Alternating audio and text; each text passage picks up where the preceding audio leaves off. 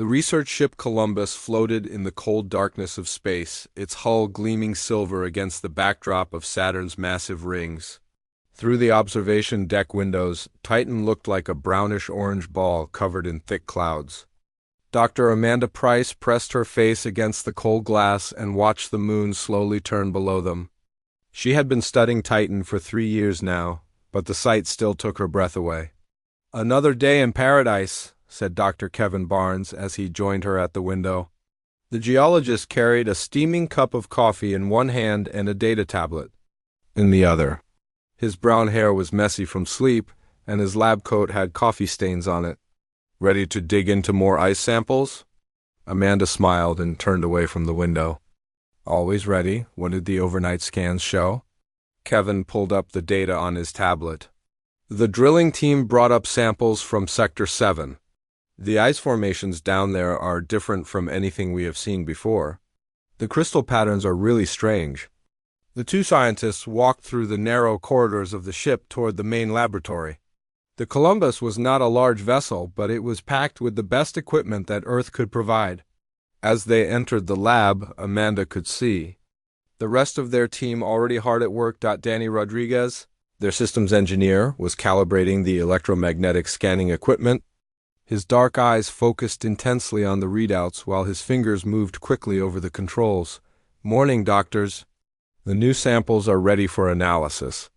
Captain Lisa Morgan stood near the communication console, reviewing the daily reports. Her uniform was crisp and clean, and her blonde hair was pulled back in a tight bun.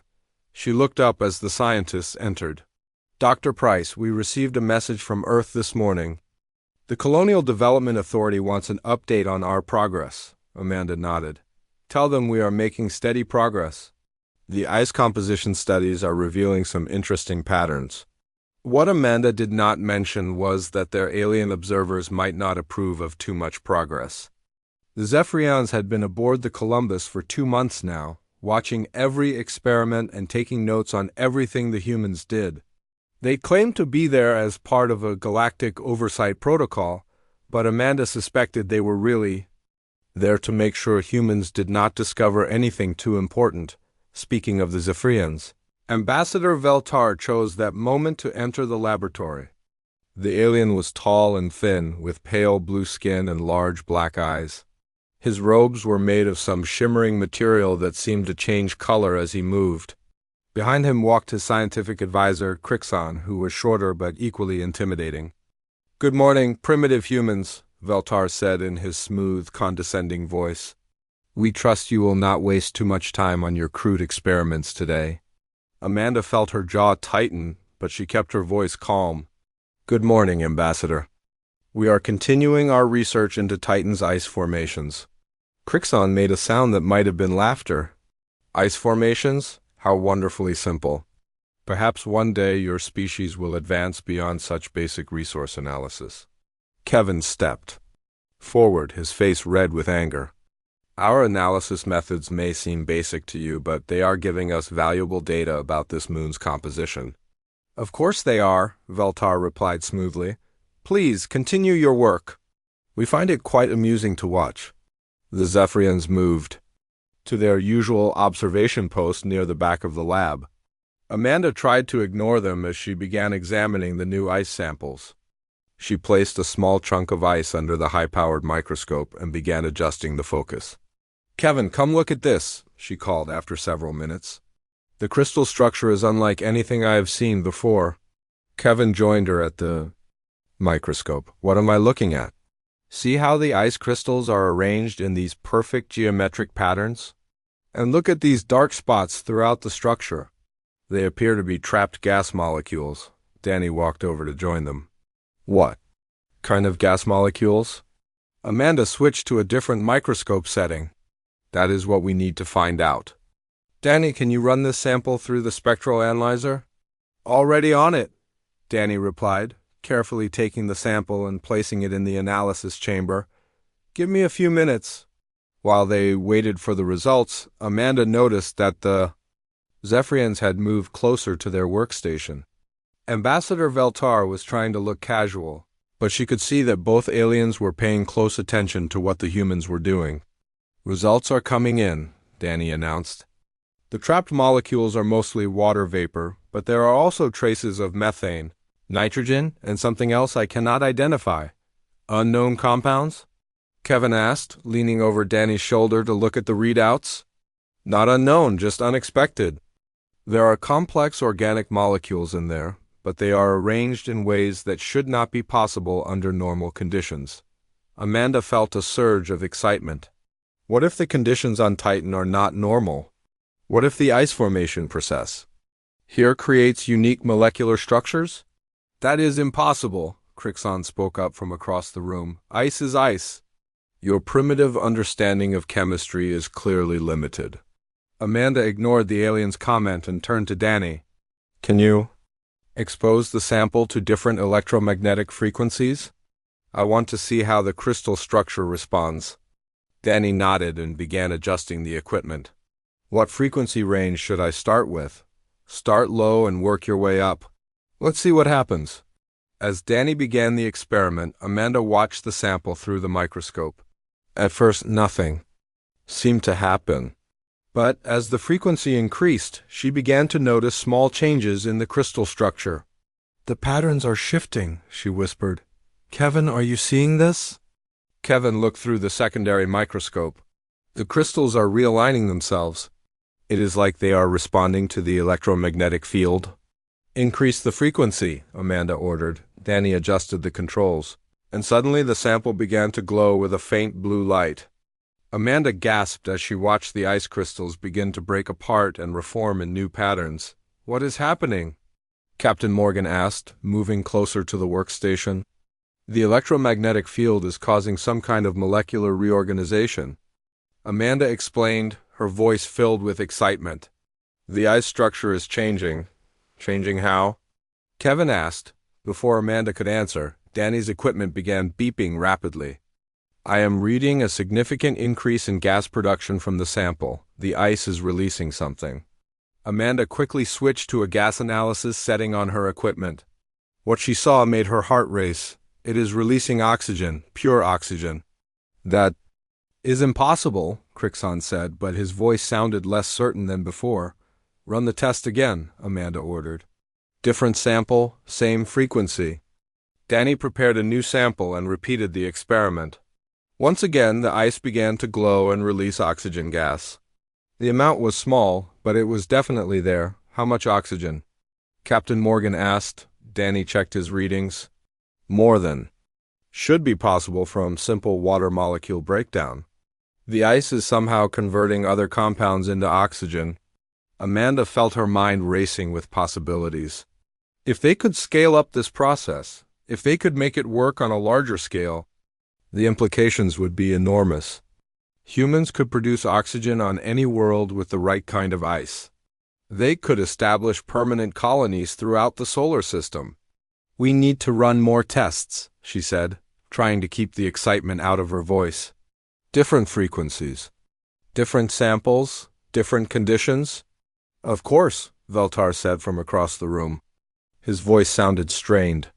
Please continue your primitive experiments. We are very curious to see what you discover. Amanda glanced at the alien ambassador and noticed that he was no longer looking amused. In fact, he looked worried. She turned back to her team and began planning the next series of experiments. Something told her that this discovery was going to change everything. The Columbus continued its orbit around Titan, carrying its precious cargo of ice samples and the humans who were about to unlock their secrets.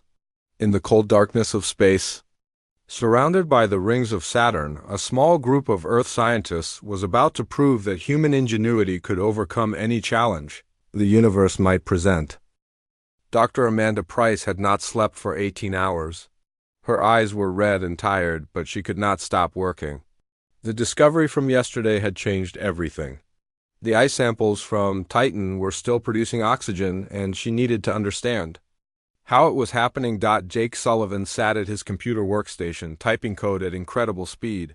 His fingers moved across the keyboard like a pianist playing a complex song. The computer specialist had been working all night to create new modeling software that could predict how the ice would react to different electromagnetic frequencies. Jake, how are the calculations coming along? Amanda asked, bringing him a fresh cup of coffee. Getting closer, Jake replied without looking up from the screen. The molecular interactions are more complex than I thought. The ice is not just releasing oxygen from water molecules. It is actually transforming other compounds into oxygen using some kind of catalytic process. Dr. Maria Santos looked up from her own workstation where she was studying the molecular structure of the transformed ice.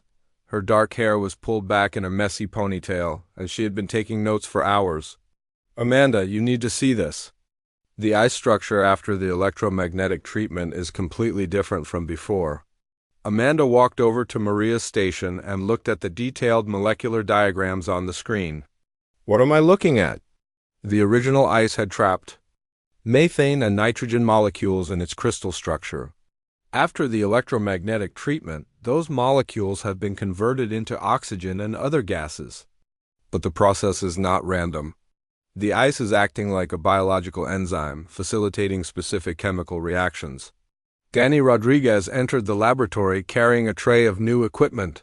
The systems engineer had been working in the machine shop, building devices that could better control the electromagnetic field exposure. I finished the new frequency generator. We can now control the electromagnetic field with much greater precision. Perfect timing, Amanda said. We need to test different frequency combinations to see which ones produce the most oxygen. Captain Lisa Morgan watched the scientists work from her position near the communication console. She had been receiving messages from Earth all morning, and the Colonial Development Authority was demanding regular updates on their progress. Dr. Price, Earth wants to know if we can scale up the process. They are asking about practical applications. Tell them we are working on it, Amanda replied. But we need to understand the basic science first. What Amanda did not say was that she was worried about the Zephyrians. Ambassador Veltar and his advisor Crixon had been unusually quiet since yesterday's discovery. They still observed the human experiments, but they no longer made their usual mocking comments. Instead, they whispered to each other in their own language and took detailed notes. Let's try the new frequency generator, Amanda said to Danny. Start with the same frequency that worked yesterday, then we can experiment with variations. Danny set up the equipment and placed a fresh ice sample in the testing chamber. As he activated the electromagnetic field, the ice began to glow with the same blue light they had seen before. But this time, with better measurement equipment, they could see exactly what was happening.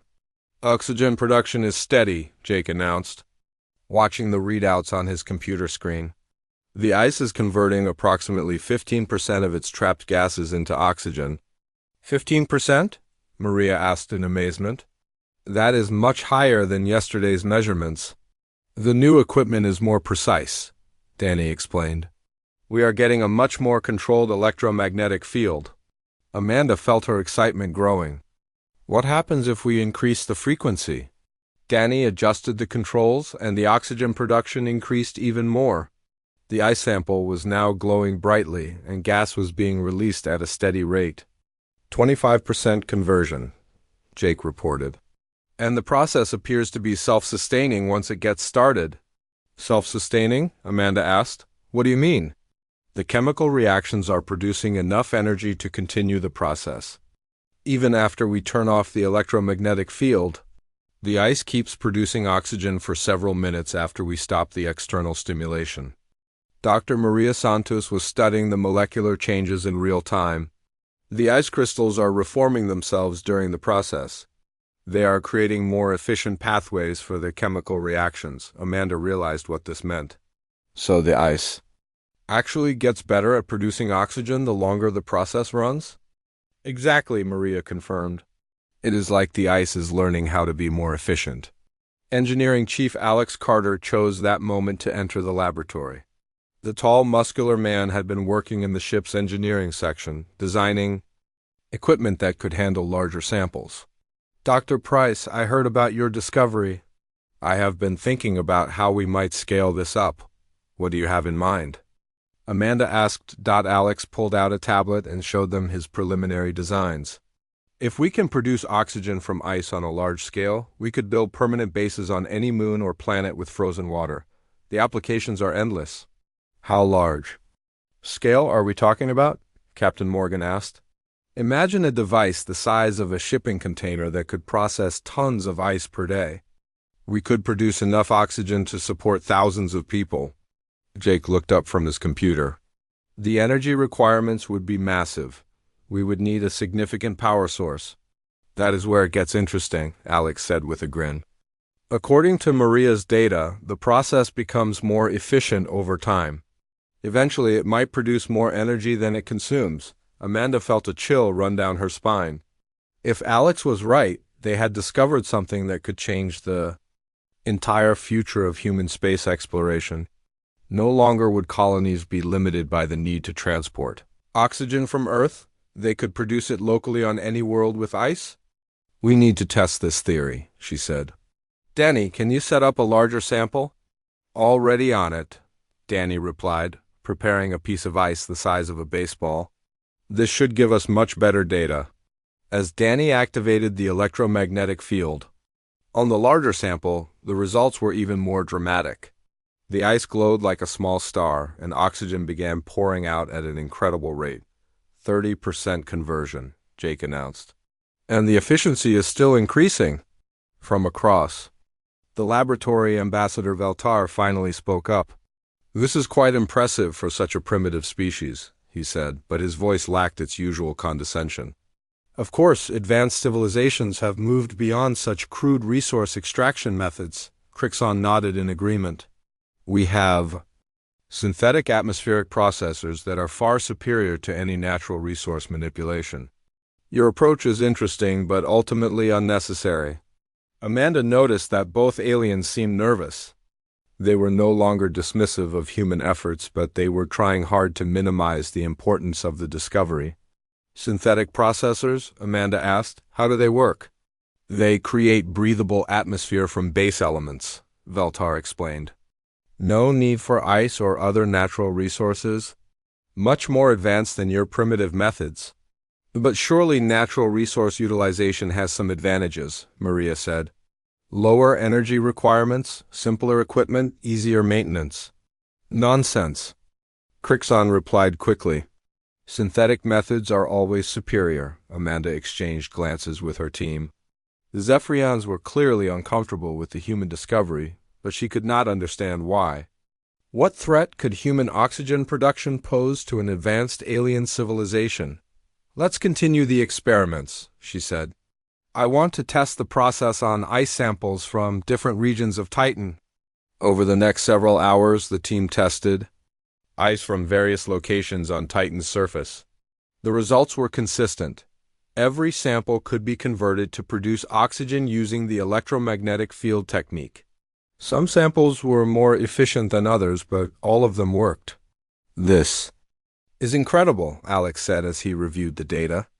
We could establish oxygen production facilities across the entire moon. Not just Titan, Jake added. This technique should work on any moon or planet with water ice. Europa, Enceladus, even the polar ice caps on Mars. Amanda felt the weight of their discovery settling on her shoulders. They had found a way to make human expansion into space not just possible, but practical. Colonies could be established anywhere there was ice, which meant almost anywhere in the solar system. We need to document everything carefully, she said.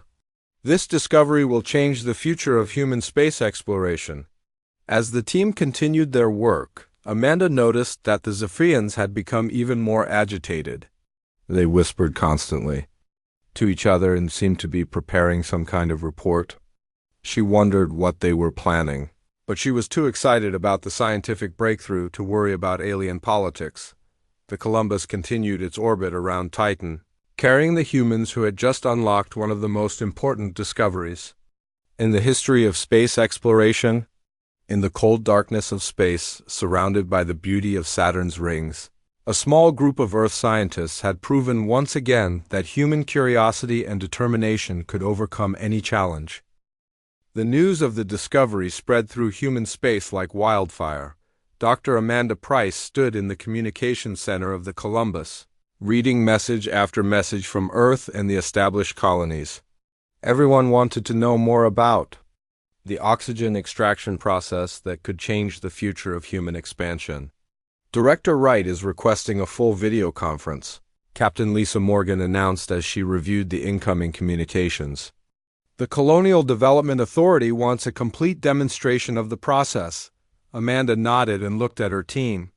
They had been working for 3 days straight, refining their understanding of the ice conversion process.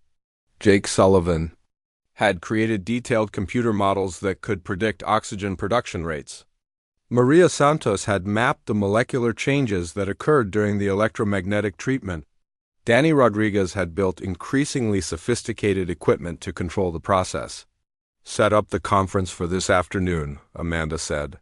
We should have enough data to give them a complete picture. Director Helen Wright appeared on the main screen 2 hours later. She was a stern woman in her 50s with gray hair and sharp eyes. Behind her sat several other officials from the Colonial Development Authority, all looking eager to hear what the scientists had discovered. Dr. Price, we understand you have made a significant breakthrough, Director Wright said without preamble. The implications for colonial expansion could be enormous. That is correct, Director, Amanda replied. We have discovered a method for converting water ice into oxygen using electromagnetic field manipulation. The process is efficient, scalable, and appears to work on ice from any location we have tested. She gestured to Danny, who began demonstrating the process using a large ice sample.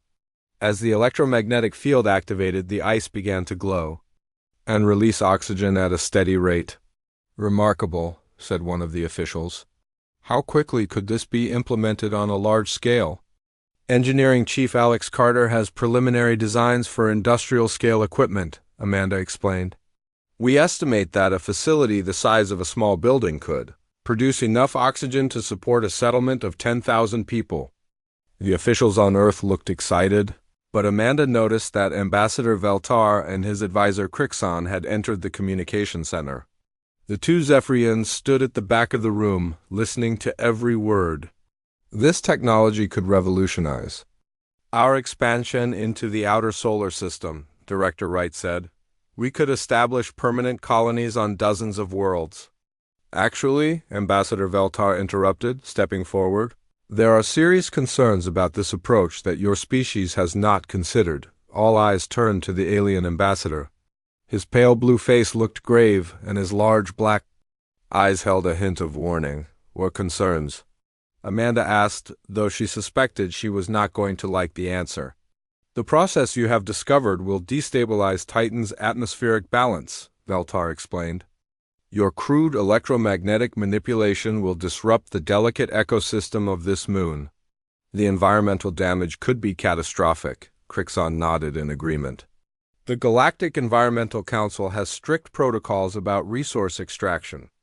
That could harm planetary ecosystems. What you are proposing would violate numerous interstellar agreements. Amanda felt her heart sink.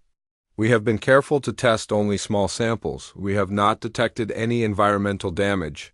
Your primitive monitoring equipment would not detect the subtle changes that concern us, Veltar replied smoothly. Advanced civilizations understand that even small disturbances can have far-reaching consequences. Director Wright looked worried. Ambassador, what would you recommend? Fortunately, Veltar said with what might have been a smile, the Zephyrian Empire has advanced atmospheric processing technology that we would be willing to share with humanity. Our synthetic atmospheric processors can produce oxygen without any environmental impact. That is very generous, said Administrator Paul Jackson, one of the officials on the screen. What would be required for technology transfer? Simply abandon your current research approach, Crixon explained. Accept Zephyrian guidance in developing proper atmospheric processing facilities. We will provide the technology and oversee its implementation. Amanda felt anger rising in her chest. What about our own research? We have made significant discoveries that could benefit all of humanity. Your research is admirable for such a young species, Veltar said condescendingly. But it is ultimately dangerous and unnecessary. Why pursue a primitive approach when advanced technology is available? The officials on Earth seem to be considering the alien offer. Amanda could see the appeal: proven technology from an advanced civilization versus an experimental process that might cause environmental damage. I think we should seriously consider the Zephyrian proposal, Administrator Jackson said. It would be irresponsible to risk environmental damage when alternatives exist. Wait, Amanda said urgently. We need more time to study the environmental impacts. Our research is still in its early stages. Time is exactly what we do not have, Veltar replied. Every day you continue these experiments increases the risk of permanent damage to Titan's ecosystem.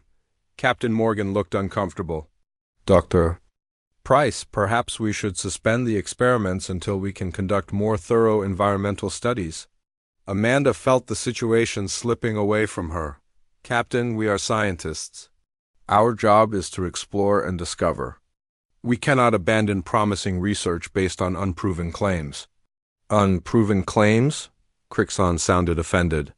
The Zephyrian Empire has studied galactic ecosystems for thousands of years. Our expertise is unquestioned.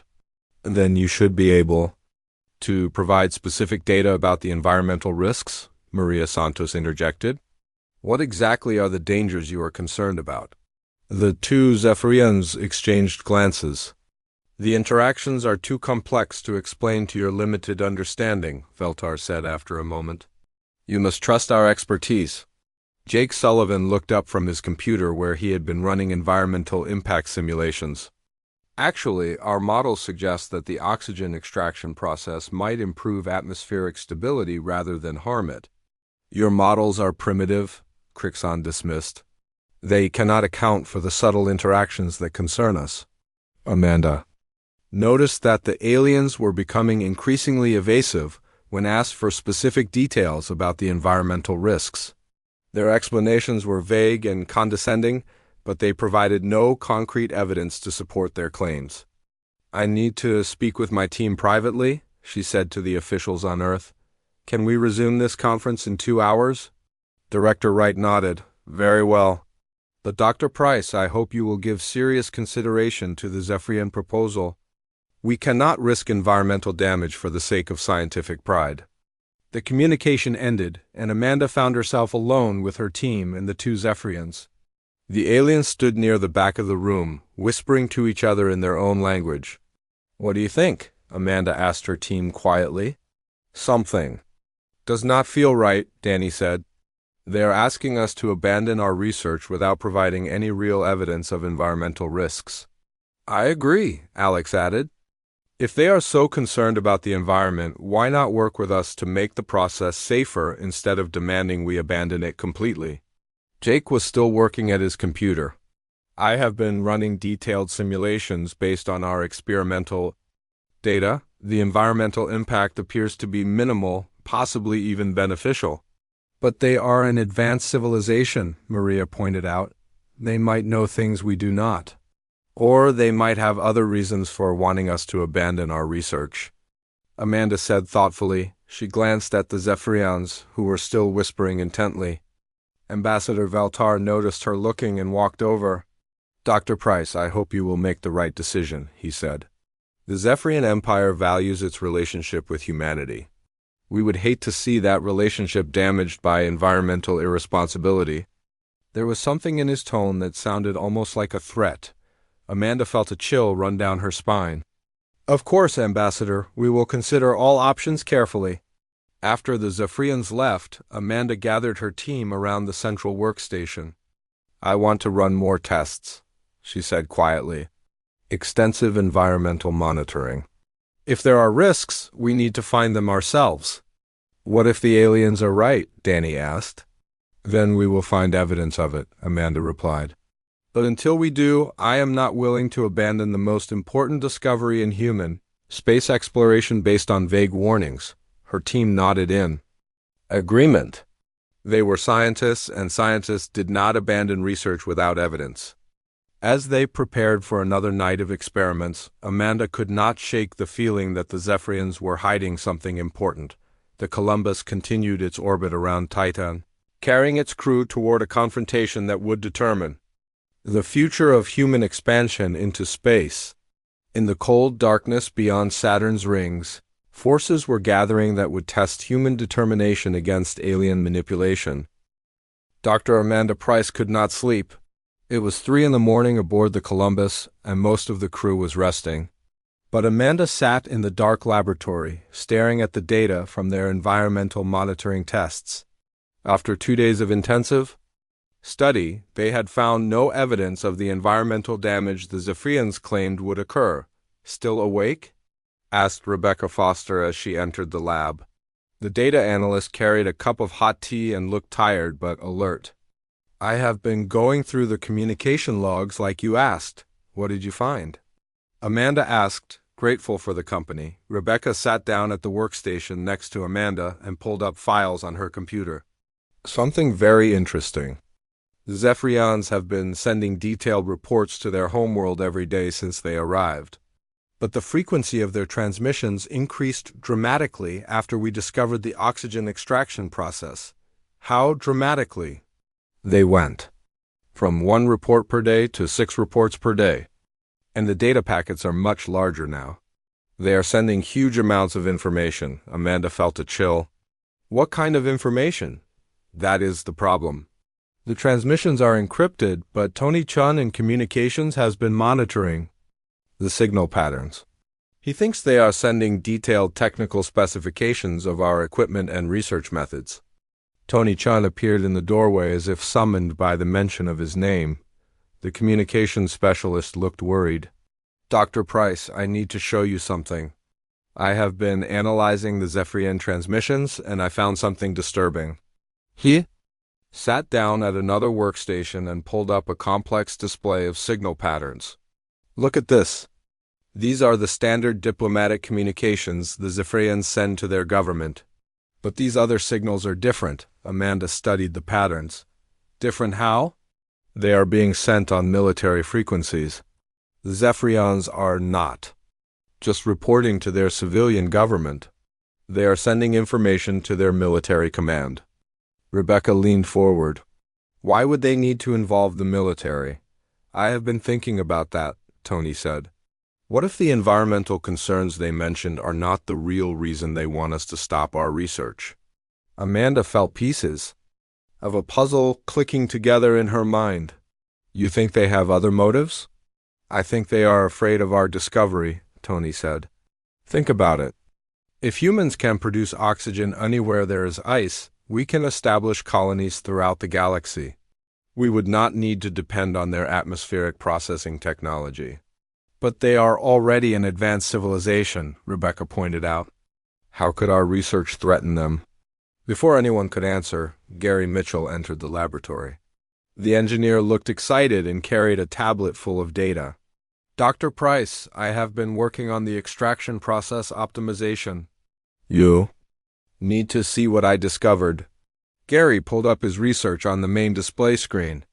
"I have been testing different electromagnetic frequency combinations to maximize oxygen production. The results are incredible." The screen showed efficiency charts that made Amanda's eyes widen. 90% conversion efficiency? Even better. With the right frequency modulation, we can achieve nearly 100% efficiency. The process becomes so effective that it produces more energy than it consumes. Amanda stared at the data. "That should be impossible." "I thought so too, but the ice crystal structure changes during the process. It becomes a perfect catalyst for the chemical reactions. Once the process reaches optimal efficiency, it becomes self-sustaining and energy positive." Tony whistled softly. "So not only can we produce oxygen anywhere there is ice, but we can do it while generating surplus energy." "Exactly. We could power entire colonies using this process." Amanda suddenly understood why the Zephyrians were so concerned. This is not just about oxygen production. This is about energy independence. "What do you mean?" Rebecca asked. "Think about it. If humans can produce both oxygen and energy from ice, we do not need any support from advanced civilizations. We could establish completely self-sufficient colonies anywhere in the galaxy." Gary nodded, and ice is everywhere. Every solar system has frozen water somewhere. We could spread across the galaxy without depending on anyone else. That explains the military transmissions, Tony said. The Zephyrians are not worried about environmental damage. They are worried about losing control. Amanda felt anger building in her chest. They want to keep us dependent on their technology. If we develop our own methods for producing oxygen and energy, we do not need their synthetic atmospheric processors. It gets worse, Rebecca said, pulling up more data. I found references to something called the Technological Dependency Protocol in their communication patterns. I think it is a policy for keeping younger species from developing independent capabilities. How many species are we talking about? Amanda asked. Based on the signal patterns, at least a dozen civilizations are mentioned in their reports. The Zephyrians have been systematically preventing technological development across the galaxy. Amanda stood up and began pacing. So they offer advanced technology to younger species, but only if those species abandon their own research. They create dependency instead of encouraging development.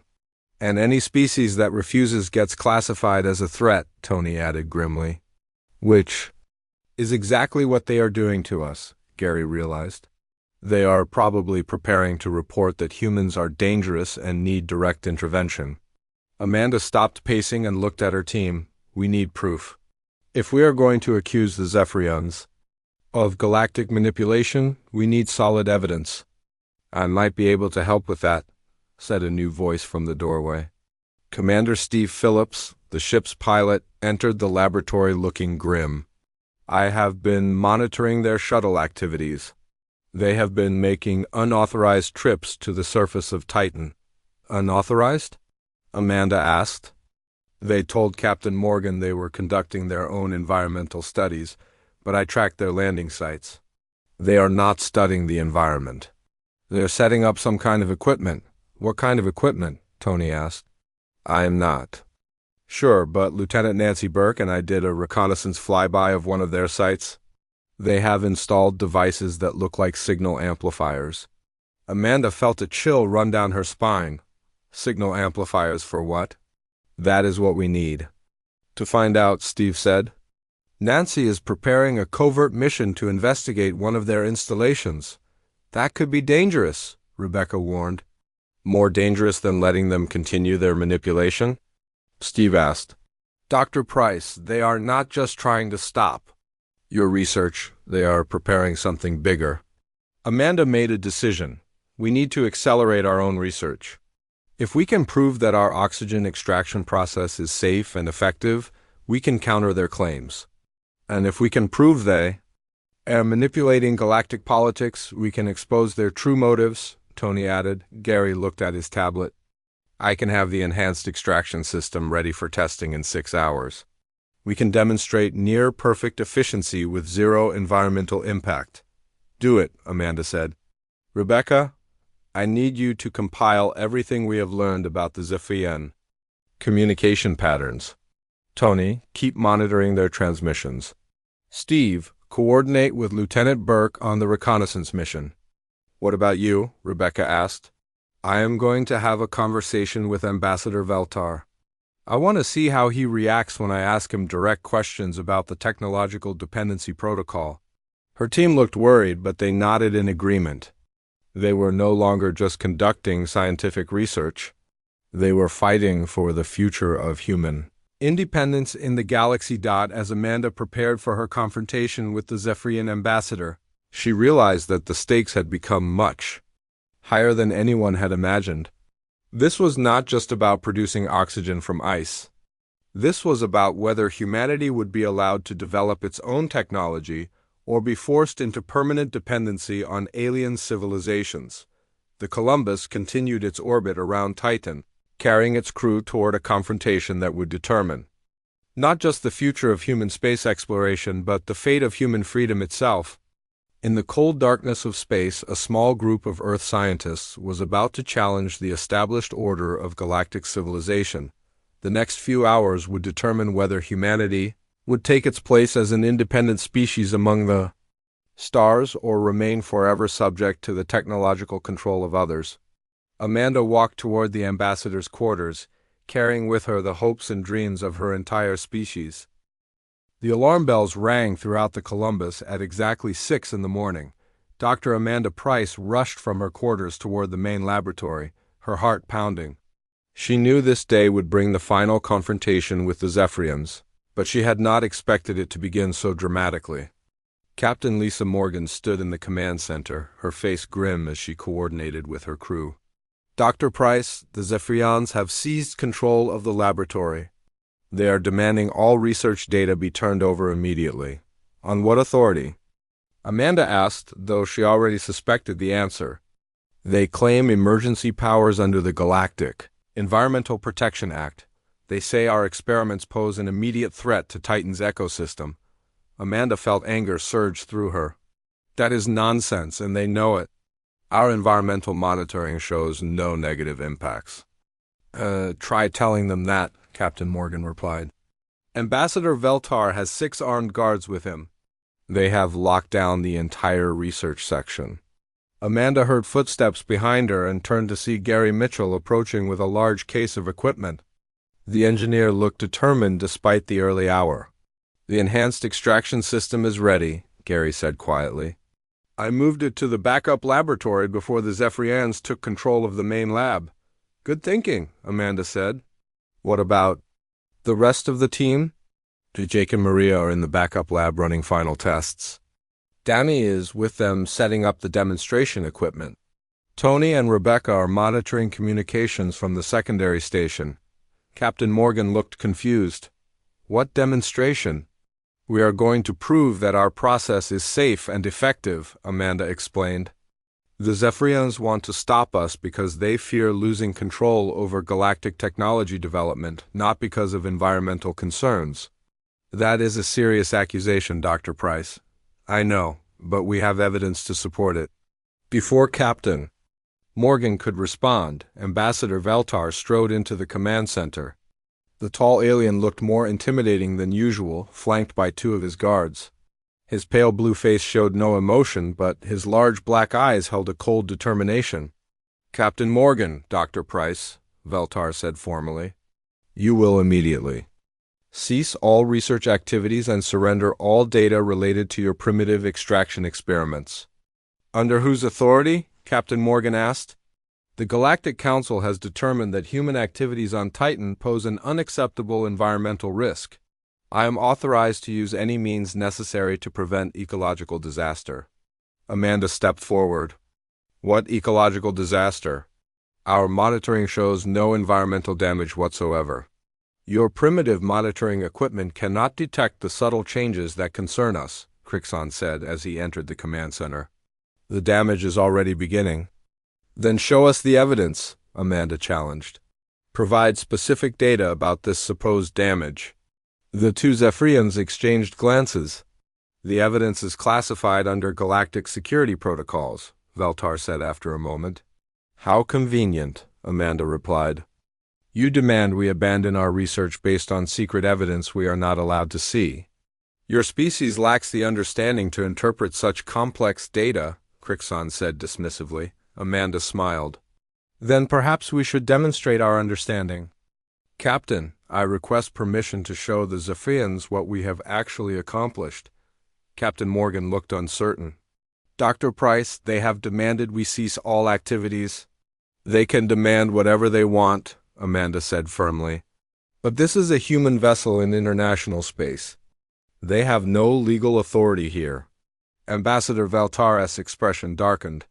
Captain, I strongly advise you not to interfere with official galactic business. And I strongly advise you not to threaten a human ship, Amanda replied before the captain could speak. Especially when your real motives have nothing to do with environmental protection. What are you implying? Veltar asked, his voice dangerously quiet. I am not implying anything.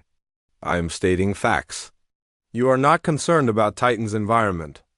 You are concerned about maintaining technological control over younger species. Crixon stepped forward angrily.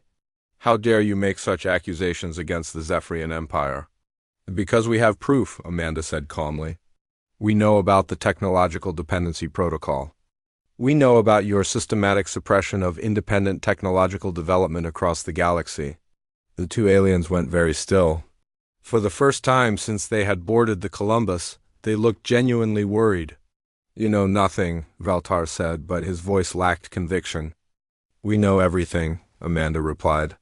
And we are going to prove that our extraction process is not only safe, but revolutionary. She activated her communicator.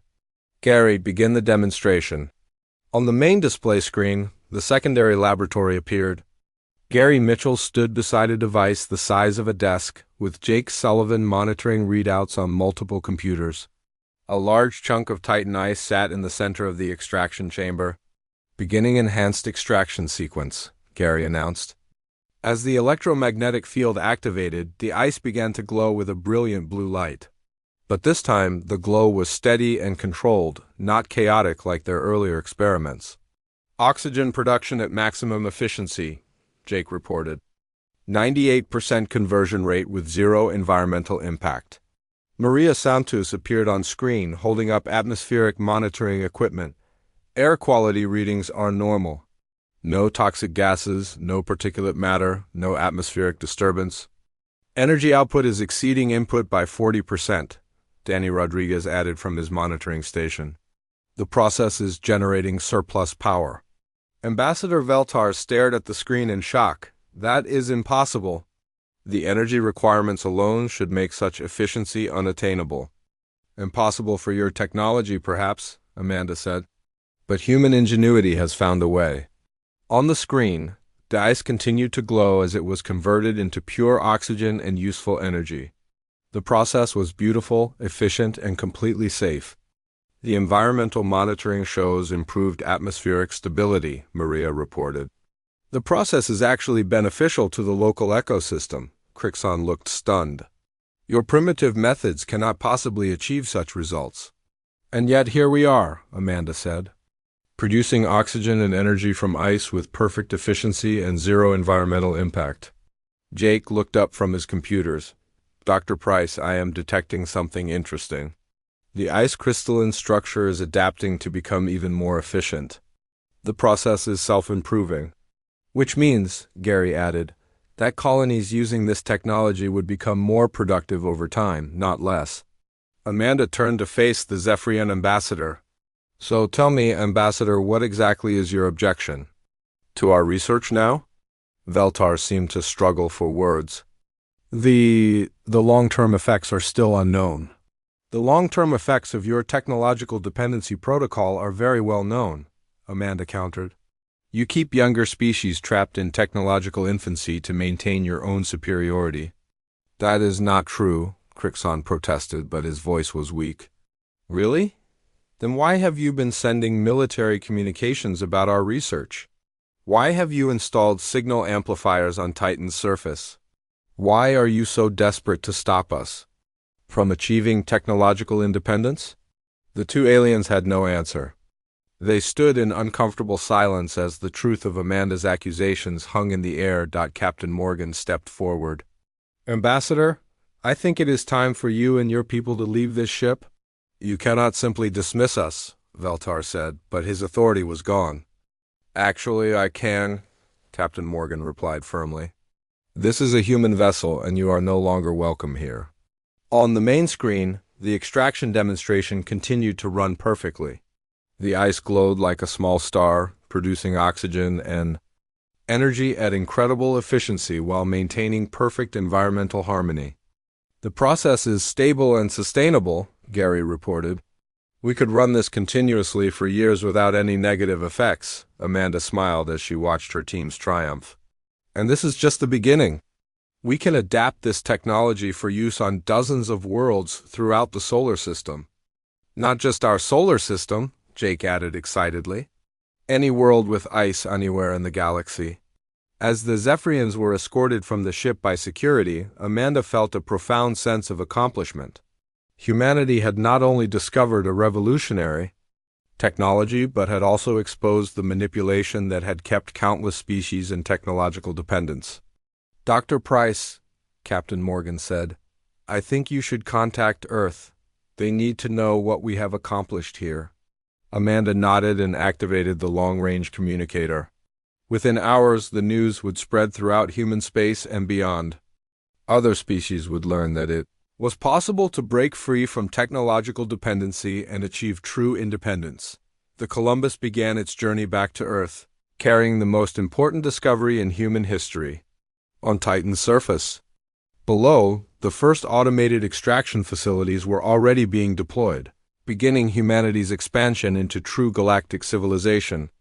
Dr. Amanda Price stood at the observation deck, watching Saturn's rings slowly shrink in the distance. She knew that this was only the beginning. Humanity had proven that determination, curiosity, and ingenuity could overcome any obstacle, even the manipulation of advanced alien civilizations. The galaxy would never be the same, and that was exactly what humanity had always intended.